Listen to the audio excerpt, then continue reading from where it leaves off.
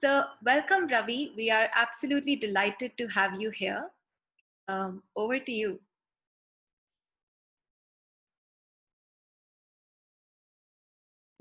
You are on mute, I suppose. Hi, Akshata, and everybody who's tuning into this. It's wonderful to be here. Very good afternoon to you if you're at the east, and good morning to you if you're in the west. I'm tuning into this out of Atlanta, Georgia, and it's a crisp 6 a.m. in the morning here for me, and I look forward to taking you through this session, which we will cover shortly. So let me share my screen, and we'll go from there.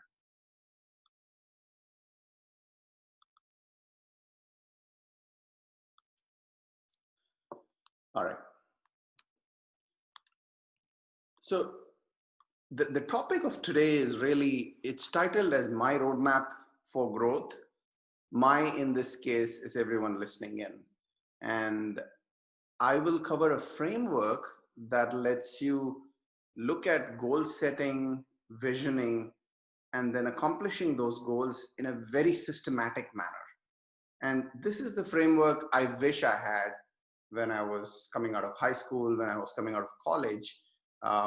It would have saved me fumbling around with a lot of things and discovering a lot of these tools and techniques more by experience. The other thing I want to add, even before we get in here, is this is not a session where you will get a lot of bookish knowledge. This is a session where I will try to share ideas and insights from my experience and hope that some of those ideas are useful for you and they resonate as you set along your journey of accomplishment and contributions here. With that, let's dive right in. The framework that I mentioned is a 7-step framework, and you can see it laid out all in front of you. And it's got steps that start with setting a vision. And a lot of times we mix goals, objectives, vision, all these things because they become fuzzy in our mind. When we are starting out, when we are in our high school, college, in doing our first job, when we are at that stage in life, we have a lot of energy. We have the ability to take on the world, as they say. But many times we lack a clear vision of what do we want ourselves to be and in what terms. Is a vision to be set in terms of accomplishments, in terms of wealth and income? Is it in terms of family relationships? So we'll spend some time on what do we do really? How do we set a vision? Is it important? Is there really relevance to set a vision? So we'll talk about that. We'll also look at what should that vision be grounded in. When we are kids, many of us want to be astronauts, many of us want to be scientists, and then as we grow up, gradually some of those aspirations shift. So we'll also talk about how does this vision shift over time, and how do we make sure it's grounded. And making sure it's grounded doesn't mean we don't dream big or have aspirations that are ambitious. All it means is that we set vision for ourselves that we can set out to achieve. So we'll cover that a little bit. And then we'll go through the nuts and bolts of what is a roadmap, because after all, that is the topic of our session today. And we'll get into how do we action that roadmap, because the roadmap is worth nothing if it's on paper. Finally, I'll share some ideas around execution and adaptation, which is where it all really happens, because it's great to have a vision and a strategy and a plan and a roadmap, but it's useless if you don't walk that roadmap, if you don't execute that roadmap. And we'll also cover a little bit about, well, you've achieved. What do you do now? You've reached that mountaintop. What's next? And how do you go about that part? And how do you leave some kind of a legacy behind? So that's the overall framework that we will cover. The very first point I want to make here is this is a cycle, and it is an iterative process. And what do I mean by that? Let me share my own story a little bit here. I started out in high school really passionate about being a chef. I wanted to be a chef. I still enjoy cooking, and at our house we have large parties. A lot of times we have 100, 150, 200 people, and I am always the one that cooks everything. I never cater, and it's a passion that's never left me. At our Heartfulness centers in India, where I started 25 years ago learning about meditation and heartfulness, we used to have these retreat centers. We call them ashrams. And I used to do a lot of the cooking there in Bangalore, for example, where I went to college. Well, life changes, your vision changes. And when I was 17, I lost my father in an accident. Totally everything shifted, and the flexibility of just pursuing that dream went away. And I was put into this standard, go learn engineering, electronics, the more classic career paths. So I had to shift there. When I was in college, I always used to play the guitar, but I got really passionate about music and got into a rock band. I actually dropped out of college 2 years into it. Tried to make a career out of music for 4 years, playing in bands. Did it to reasonable success, but then realized that while it satisfied a certain portion of my aspirations and what I wanted to do, it left me very dissatisfied in other areas. So reached a certain level there, you could say achieved a certain level of accomplishment with that vision, but then shifted it again.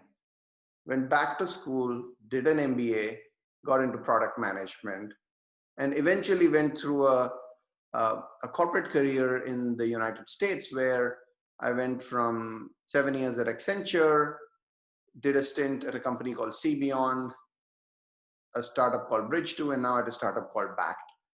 I've had 3 successful exits along the way, and that led to a lot of accomplishment in the material financial field, and which gave me different kind of rewards. So it can change. The bottom line is that we start with a vision, we make sure it's grounded, we develop a roadmap, we action it, we execute on it, we enjoy the rewards, we create some kind of a legacy out of it, but then if that mountaintop is done, we go forward. So this cycle repeats. On all these slides, I have one of these light bulbs, which was a light bulb for me, and hopefully it's an aha moment for you as well. But if there is one thing that you want to take away from this whole slide, that's what I'd like you to take away. And that's the idea of this. So let's go forward. And I love this quote. It's a quote really relevant to youth, especially, and staying young. And it's all about George Bernard Shaw saying we don't grow old and stop playing. It's a result. We grow old because we stop playing. We don't stop playing because we grow old. With that, let's dive into vision. Vision can sometimes be an abstract topic, so I'll try to make it more real and more grounded. When we think about vision, take a step back for a moment. If you close your eyes and say, what is your vision of yourself 20 years down the line? And you deliberately want to sometimes do this far enough out into the future, because a vision is not a short-term thing. You don't envision what you'll be like tomorrow, because you probably know what you'll be like tomorrow. But when you push that further and further out, when you say, what will everything be like 2 years from now, 5 years from now, 10 years from now, 20 years from now, and you push it far enough out, that's where having a vision, developing a vision becomes important. When you do this, what do you think about? Do you think about your career? Do you think about your relationships? Do you think about how much money you would make? Do you think about your position in life? Well, let's look at some of the things that people do think about.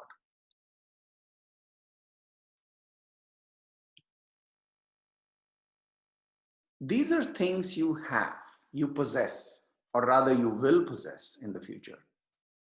And this is the zone in which most of us stay when we try to envision. I don't know what came to you when you thought of this, when you thought of the you 20 years from now, but this is the common place where most people stay. And then there's this other zone. These are things that you don't possess. These are things that you've become. These are part of you, your skills, your qualities, your character. And yes, the bubble on relationships and character are large because those are more important things. The career and wealth and skills and qualities you will find out matter less and make less of a difference in your ability to accomplish what you envision. This is not a comprehensive list. These are just some things that you would cover when you try to write down your vision for yourself. So at this stage, I'd encourage you, if you have a notepad, or if you have some kind of an app that you're taking notes in, just write 2 or 3 bullets on what is your vision 20 years from now. And I'll give you 30 seconds to do that. You should need more than that. Just 2 or 3 bullets.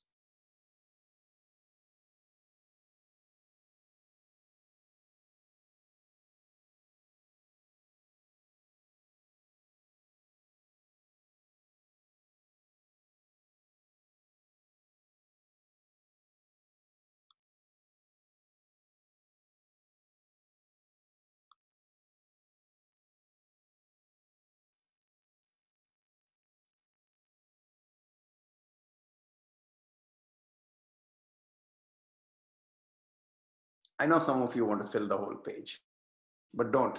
Just stop wherever you have. If you have 1 sentence, you have 1 bullet, that's okay too. When you have a vision, the very next thing that you should do is to think about your current reality. Let's say I want to become the best musician, and I haven't even started. My current reality is that I haven't even started.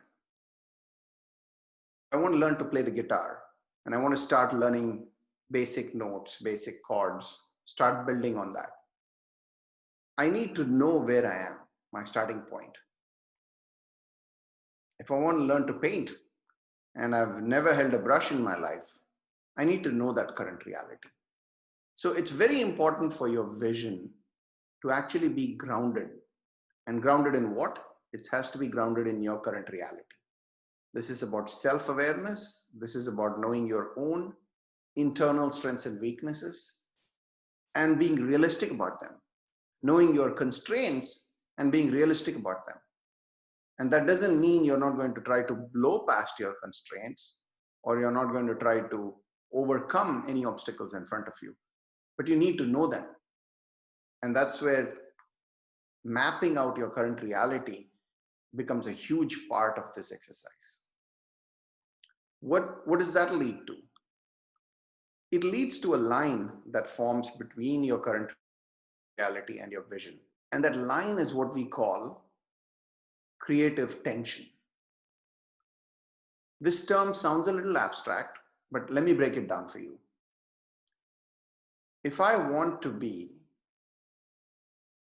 a CEO someday of a large corporation, and my current reality is that I have started there at the very bottom as a clerk.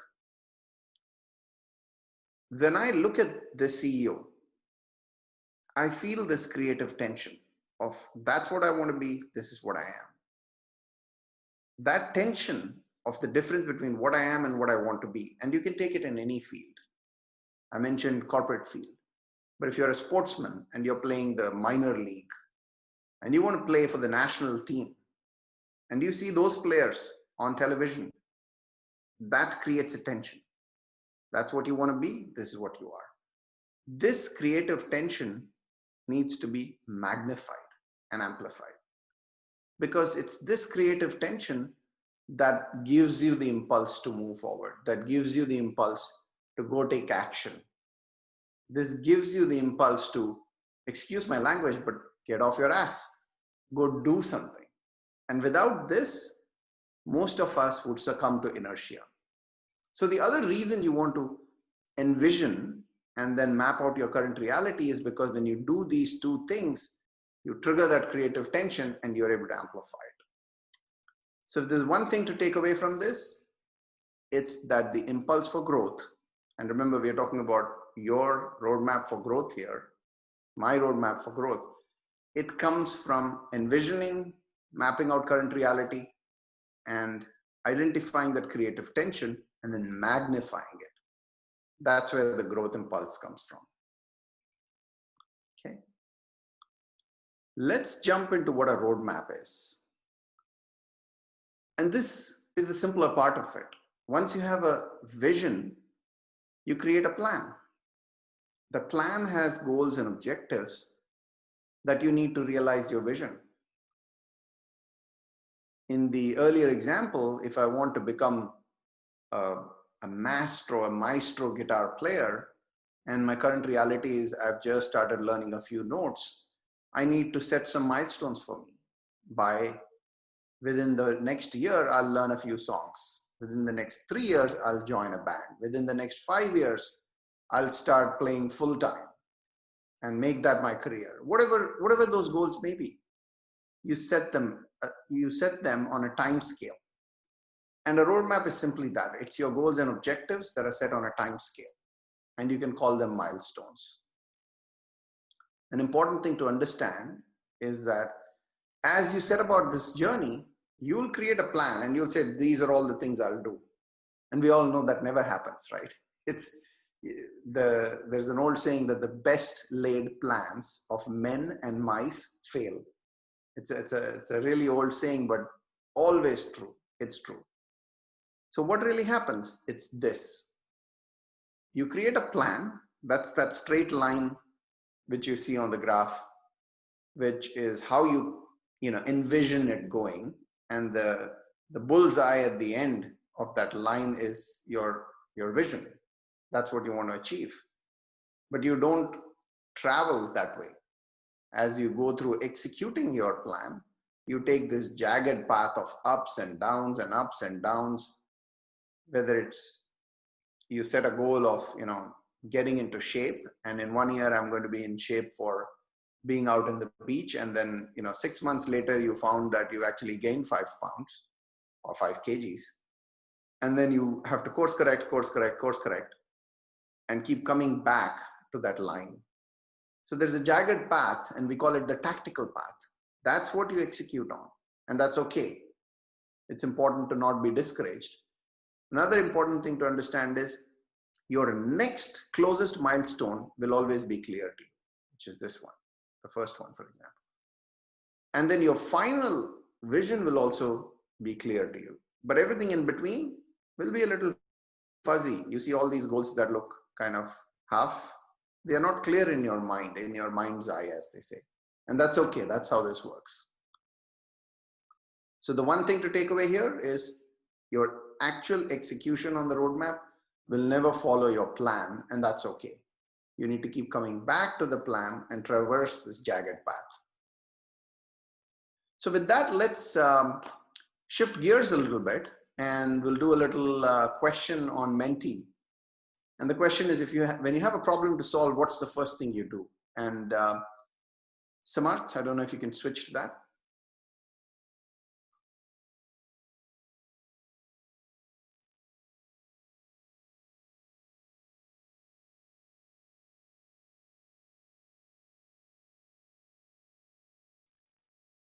So if you can go to the Menti site and respond to this using that code, then we should be able to see what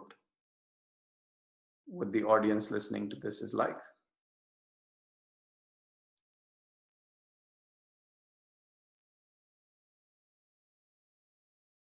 All right, it's great to start seeing these results come in.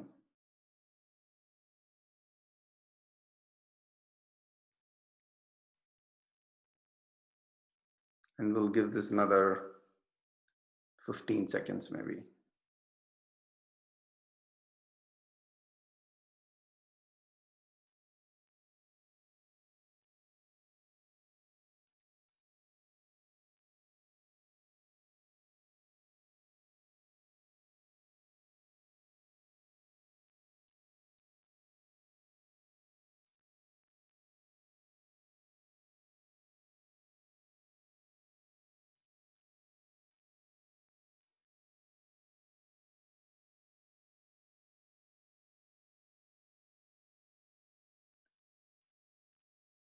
Okay, another 5 seconds.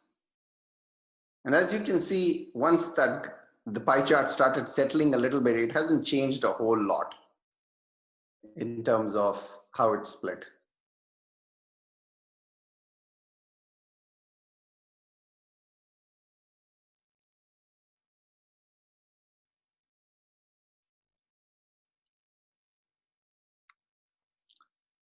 I think once we cross 300, we can tap the brakes on this. And there'll be some other questions. So what you notice there is, let's go back to this. So what you notice there is that very few people jump in and take some action.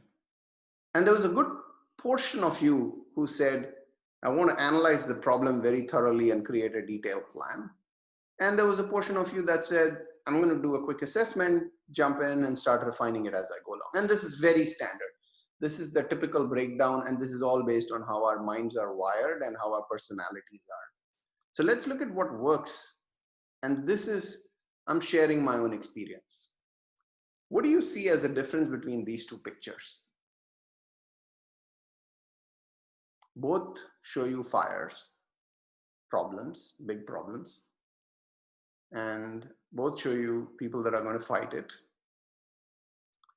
It's critical to stop admiring the problem.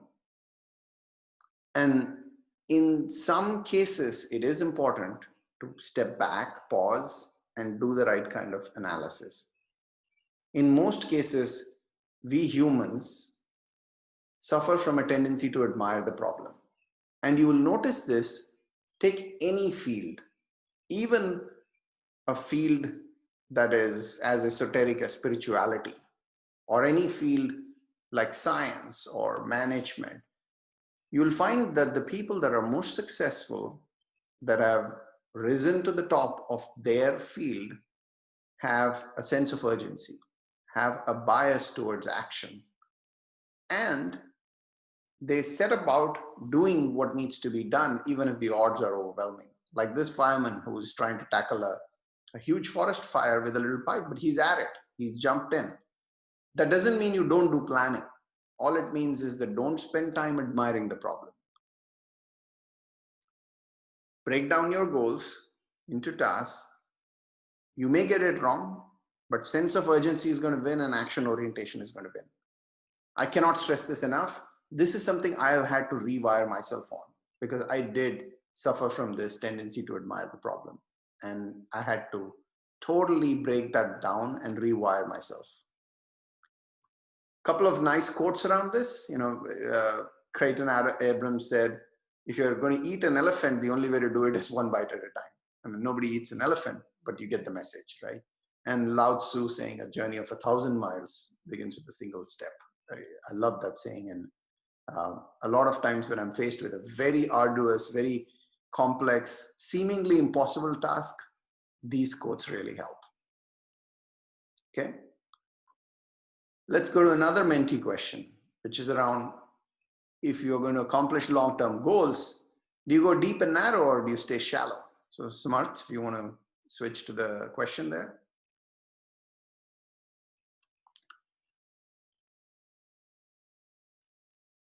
And the question again is, if you want to go accomplish your goals, do you go deep and narrow, specialized, or do you stay shallow and wide, which means be more general, be broad, or do you try to do both?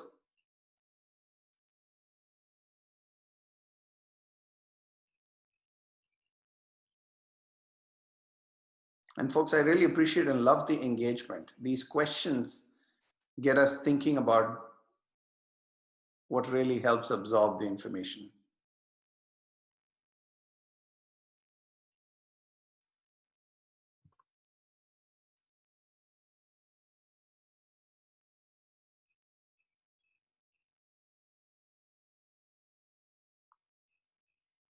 I love the do both. That's ambitious, and it's nice to see that a lot of us here want to do that.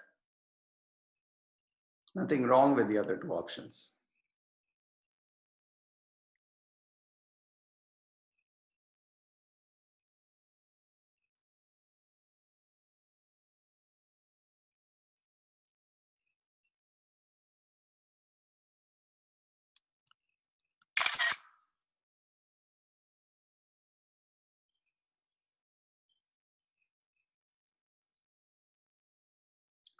And again, let's get about 10 seconds more, we get past 300.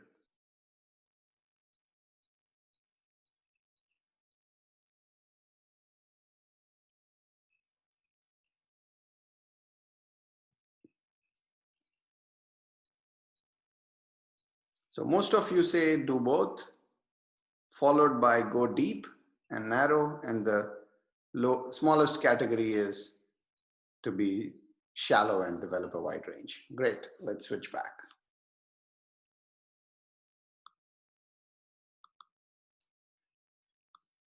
So when we jump into execution and adaptation, this is where that answer will become clear. The first step, as you start executing on your roadmap, remember, you've now got a vision, you've got a plan, you've laid it on a time scale, you're now executing. I'm sharing some of the things that I wish somebody had told me 20 years ago, right? And the first thing is, we are so driven by everything everyone else says and what somebody else has done, our peer group, our friend circle, our relationships, our family circles, what parents say, what uncles and aunts say. It doesn't matter. And the most important thing is we need to become aware of what do I really want? And a lot of times we miss that, unfortunately. And our perception of what we should do, what we should become, how we should do it is all informed by external sources. So the way to shift that or change that is become aware of yourself, accept yourself, love yourself. And I know this sounds strange, but do this thought experiment. Just think about it this way. Let's say by some freak incident, some quantum fluctuation happened, and now there is another you that has suddenly become alive. So I'm here, Ravi, and suddenly knocking on the door is another me who just got created because some quantum fluctuation happened. And now I have to live with this person. I have to live with myself, right? Would I enjoy myself? Would I enjoy getting to know this person? Would I be a friend or would I be an enemy? Would I feel like that's my brother? Would I day to day like living with this person? That is me, exactly, in every possible way. This thought experiment helps you understand, do you like yourself? And what do you do to start liking yourself or remove those things that you don't like about yourself?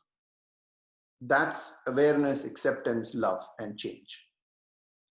Our global guide for heartfulness, the previous global guide, his name was Chariji, used to say, accept thyself, change thyself.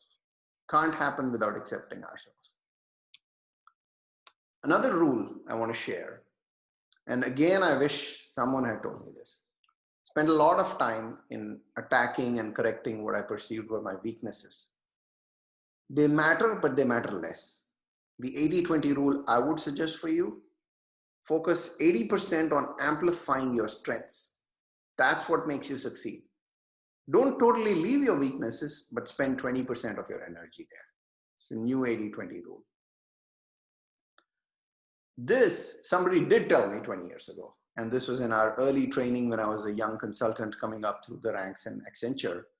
And when you first become a manager, they do this really nice week-long training And one of the things I never forgot from that training was, they said, as you go through your career, and this applies to career, but also to your family and friend circle, make your personal brand. Be known for two things. And why two things? Because you want to have a major and a minor. For example, in my case, if you ask most of my colleagues over the years, over the last 10 years across a couple of companies, and say, what's Ravi good at? What would you go to him for? Most of the time they would say innovation, strategy. And then sometimes they would say, just overcoming very challenging obstacles or getting past a huge hurdle. So it's a couple of different things which don't need to be correlated, but that's my brand. And I really focus on what's the reputation I have in that circle. And when someone who doesn't know me hears about me and says, hey, what is this person good at? What should I go to them for? That answer is not 5 different answers from 5 different people. It's one answer. And it's the answer I want it to be. So focus on what that is. And it starts by asking yourself, what do you want it to be? So be known for two things. And those of you who said both, you're right. You don't have the luxury to just go deep and narrow in today's world. I would recommend reading a book by Daniel Pink called A Whole New Mind, where he talks about the future of work, jobs about the future, how the right brain will rule the world in times to come, because most of the left brain activity is going to be done by machines, artificial intelligence, technology, and so on. So yes, you always still want to deep dive into some area and say, this is where I'm really good, better than anybody else if possible. So have the deep and narrow, maybe one area, maybe 2 areas, and then do the broad and shallow. Read The Economist, read things that give you very, very good general knowledge and give you a good bird's eye view of what's happening in our world, internally as well as outside. And then I would say, don't overemphasize one thing at the cost of another. Too many times, people get obsessive with knowledge and then they miss out on wealth. Or they get obsessive with health and they miss out on everything else. These are gym rats. And the most common, of course, is people chasing money, and they keep chasing it, and then they get it, and they find out that, their relationship have completely fallen apart. They have totally missed living and enjoying life and enjoying what's the best part about us.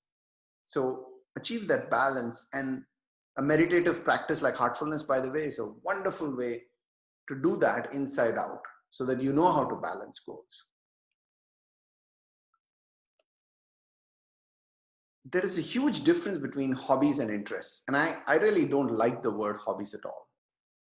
If you are pursuing something, and by the way, sometimes you want to just sit and vegetate in front of the TV, right? You want to let your mind turn off. You want to give it a vacation. And that's okay. You don't have to watch TED Talks all the time. It's okay to watch that, that movie that gives you this instant gratification that you can just chill a little bit with. That's fine. But when it comes to things that you want to do and get better at, whether it's playing music, whether it's painting, whether it's, whatever else, treat it as interests, not hobbies, and grow. Be purposeful. Finally, this is really, really, really, really important, probably the most important bullet on the whole slide. Make sure your actions are driven from an internal locus of control. And what that means in simple terms is, I'm doing something because I want to. Is this possible in all cases? No. In many cases, you have to do things and they are driven outside in. But over time, you'll find that as you're starting out, if you have this focus that I'm going to think about what I want to do and do it, slowly you'll make this shift. And you'll go from an external locus of control to an internal locus of control. And the most successful people in any field have this characteristic. They do something because they want to do it. It's an internal locus of control. I know you heard this in multiple sessions before this session. and nothing else is true.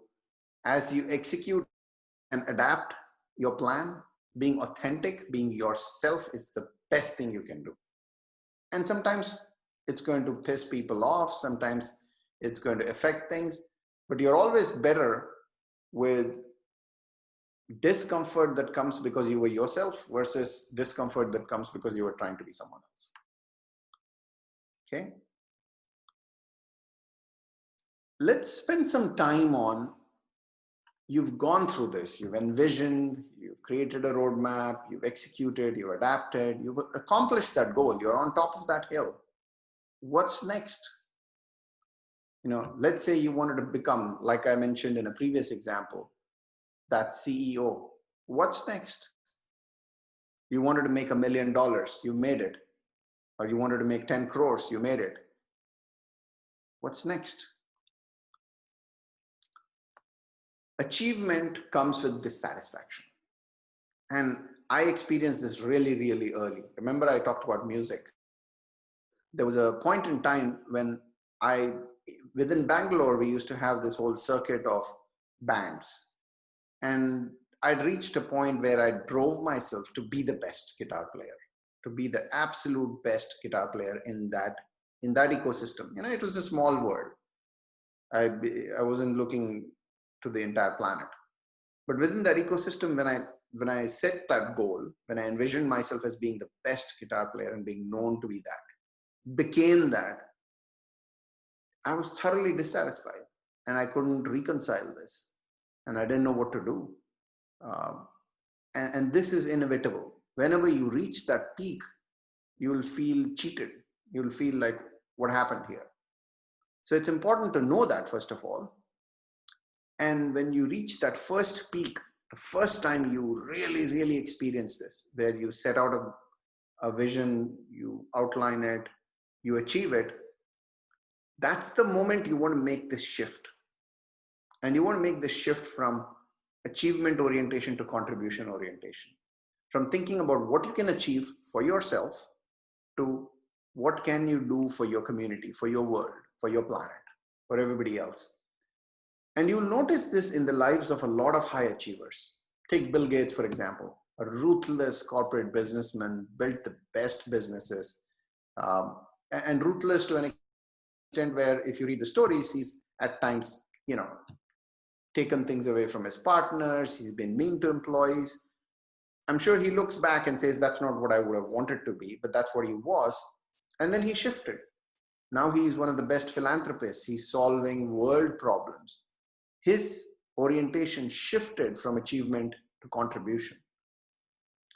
Now, for those of you who've had the benefit of all these wonderful sessions and meditation, you may be able to do it better than some of us. You may be able to make that shift even before you scale peak after peak and go through all those dissatisfactions. If you can do that, more power to you. It's better to get there sooner. When you get to that peak, when you get to those logical points, take a break. Take a break and smell the roses. Again, an idea I wish I had known about earlier, because I went, at least the early part of my career, from one peak to another and just drove myself very, very hard. And I wish I had taken those, 3 months, 6 months, even week kind of pause, break to really, really internalize. Okay. And then reflect, recharge, and then reset, because that gives you the energy to go about the next mountain with full energy. And there is a next mountain. Once you scale a peak, there's another one to scale. The journey goes on. That's the takeaway from this slide. So when you get to accomplishing something, figure out what's next. It doesn't stop. It never does. Okay. So our final reflection question for the day, as we get into wrap up mode here. What would you like to be remembered as? A good person, a successful person, an inspiring person. So let's shift to Menti for this.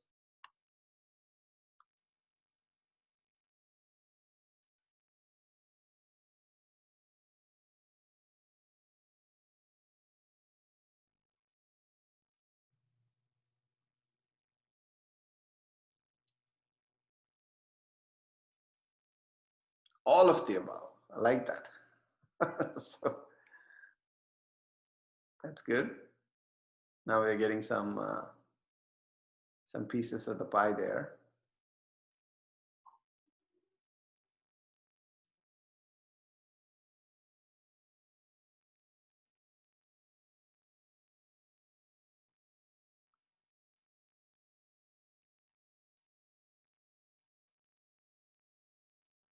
Wonderful.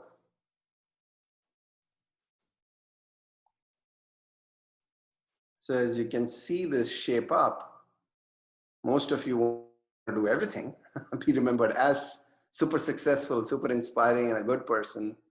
I like the fact, and I'm really appreciative that some of you are very focused on want to be remembered as a good person that helps people. And not many want to just be remembered as super successful, and a good portion as inspiring. Very nice. So again, we'll give it another couple of seconds here.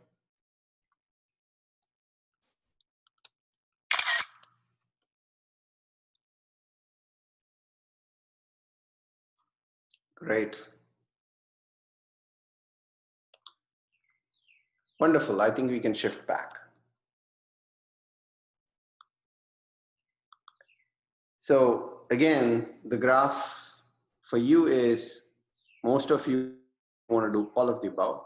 And there's a nice split across the others, but super successful came lowest. And that's correct. That's right. That's the best way to think about it. So when you think about how do you want to be remembered, what's the legacy you want to leave? And when we are young, a lot of times we don't think about this. But it's important because once you envision that, everything else drives in that direction. An exercise I'd like you to do after this session, and this may sound morbid, but do it for me. Write down your own obituary. Literally write it down. You know, an obituary comes out for you after you. What do people say about you? Do they say you were a wonderful person to know? Do they say, you know, you revolutionized 3 industries for humanity? What do they say about you? Remember, your roadmap for growth, which is the topic we started with, is not about you. At least it's not just about you. And enduring satisfaction is going to come from the lives that we touch. And remember the self-awareness thing? We can only be an agent of transformation if we transform ourselves. And how do we transform ourselves? We have to transform our consciousness. That's why heartfulness. That's why any of these practices. If we can't fix the inside, understand what we are inside, and then really expand that, we can't transform the outside. And this is an idea I really want to make sure you can take away. A lot of science fiction thinks about immortality, right? And people have been dreaming about this concept of, hey, can I upload my consciousness to some computer and live forever? You don't need to do it. Your consciousness is not going to go anywhere. Death is only a death of the physical body. This concept of consciousness is something that carries on. So remember that we don't need to become immortal by uploading ourselves. We are already immortal. Okay. So the message here is, from a legacy perspective, really focus on raising collective consciousness. Think of yourself as that candle. Without losing your own light, you can light 1 million others, and those will light 1 million others. So think about that network multiplicative impact of what you can do, what you can have.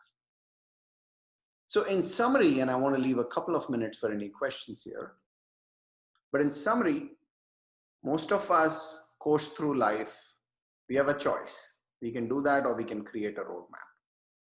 Your roadmap should have a grounded vision. What does that mean? You have a vision, you have current reality, and your vision is grounded in your current reality. And this cycle repeats. You'll achieve one big peak, you'll scale one big peak, and then go to the next. The tension between your vision and current reality is what will give you the impulse for growth. So magnify it. And remember, we talked about plans that are straight lines, but the actual execution will always be a jagged path ups and downs, ups and downs. And action orientation, don't admire the problem, attack it.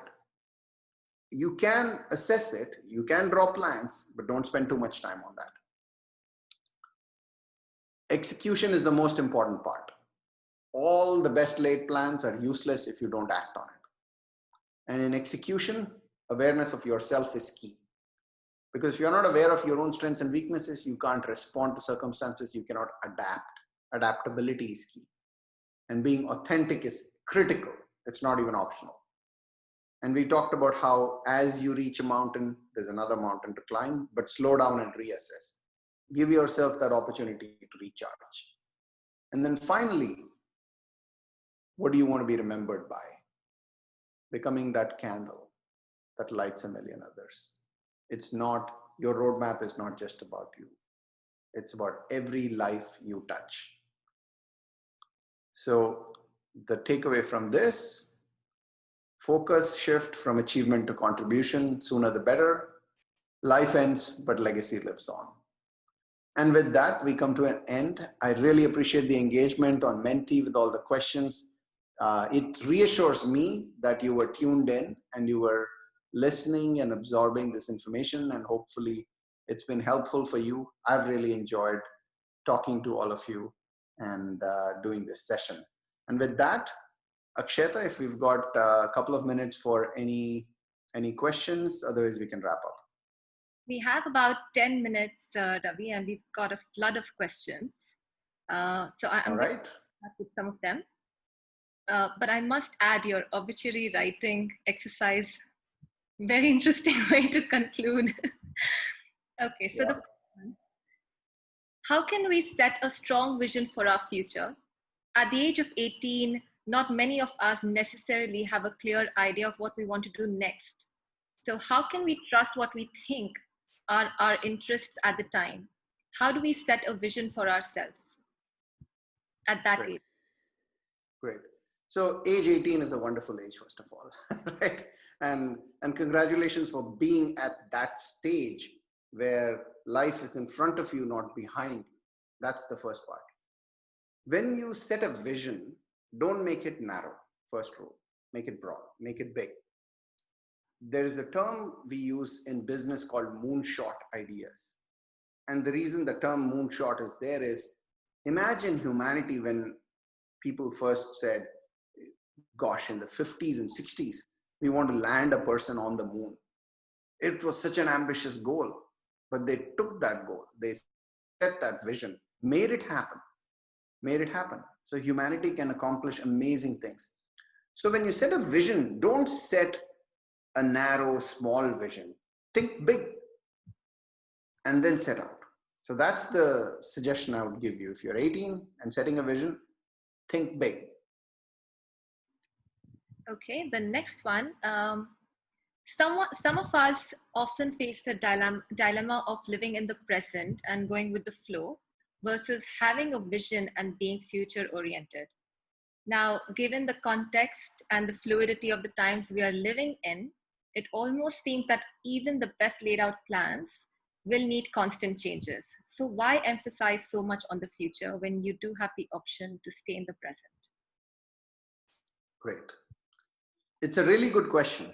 And if you ask me how I live my life, I would say I try to stay completely in the present. I don't worry about the past or the future, and try to be as spontaneous as possible. That is not mutually exclusive from having a vision and knowing where to go. Think about it this way.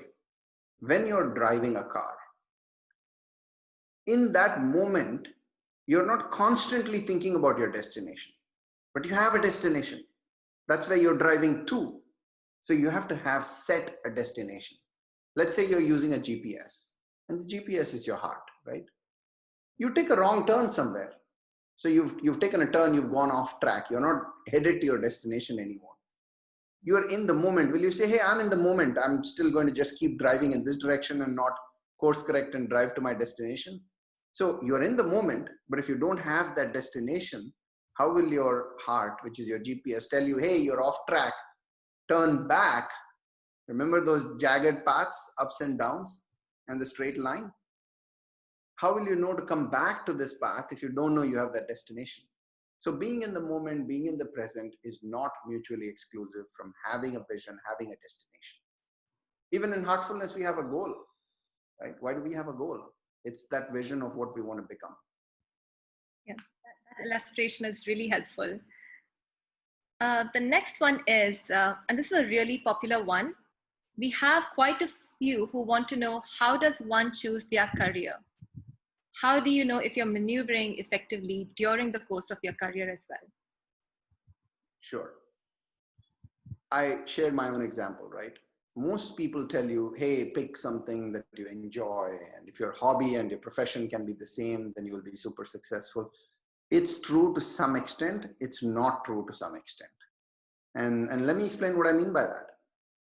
You do have to take into consideration, let's say you turn your hobby into your profession, but you don't get some other things because of it. Will you truly be happy? For example, in my case, one of the reasons, and I'll confess this to you flat out, one of the reasons I shifted away from being a professional musician and went and did an MBA was I felt like I would not have enough money, right? And I'm not ashamed to say I wanted more money. I wanted all the things that money can buy. And so I said, well, I'll be satisfied in these aspects, but I'll be dissatisfied in these other aspects. So I'm going to go do this other thing instead. An MBA, I didn't grow up, no kid says, I want to do an MBA and I want to be a corporate person, right? People dream about being astronauts and scientists and things like that. But we do that MBA, we go get that job, we do that consulting thing, because then we figure out that we can enjoy that, we can enjoy, the aspects that brings. So don't get too constrained with, hey, I'm going to make my hobby my interest. That's what I would say. Interestingly, this is one of the questions that was on this list because at least 5 to 6 participants wanted to know, why did you leave music? Okay, so we'll move on to the next one. How can we get the motivation and drive to beat the tendency that we have to procrastinate? If I learn that, I'll tell you, because I struggle with that every day myself. It's one of my drawbacks, shortcomings, personal challenges, and I can share what I've been trying. I've been trying to overcome it as hard as I can. I've been trying to get into a routine as hard as I can, and it's the same, journey of 1,000 steps begins with one. But that's not one where I think my ideas will help you, because I'm myself not good at it. I procrastinate a lot. Thank you for being so candid, Ravi. The next one is, some of us often struggle between potential trade-offs between a perfectly executed idea, which may not necessarily meet timelines, versus a slightly imperfect executed idea delivered in time. So how do you balance and prioritize this trade-off? And a related question that we have is, we often see the most detailed plans going awry. So why is that? It's right back to what I said, right? That don't admire the problem. Too many of us suffer from this need to make it perfect. And there's an old saying, don't let perfect get in the way of good enough. I would almost modify that saying and say, don't let good enough get in the way of okay. The way the world is changing right now, your need for urgency, sense of urgency, and bias to action is going higher and higher and higher. That doesn't mean you go, half-ass into everything and do a shitty job of everything. I'm not saying that. Approach everything systematically, but don't waste time. Time is short, and time is shorter than ever before. So if you think it needs more planning, do it on the fly. Take some action and then do some planning in parallel. Sometimes you have to hide the planning so that the action is visible and the planning is invisible. Do that. I'm sure people are taking down notes. Okay. How do we go about making those very tough decisions in life, especially the ones which involve risks that you may not even have a full sense of, and those which require serious sacrifices? Is there such a thing as taking a middle path? what is your recommendation? What is your recommended decision criteria when you're faced with a situation like this? Yeah. So sometimes we mix the idea of balance with the idea of middle path. It's not true.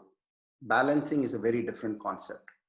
Middle path, when it comes to decisions, most of the times represents the worst of all choices. It represents the compromise. So the way I would suggest taking or making those tough decisions, and I'm sure you've heard this over and over again from previous speakers, is refer to your heart. And the way you do that is first think, do the mental analysis, and then leave it. If you have the possibility, and when I said you have to act urgently, you still have those, you might have 5 minutes, but leave it for those 5 minutes. And then see how it feels in your bones. That heart signal will give you an indicator of, are you comfortable? Are you going to be happy doing it or not?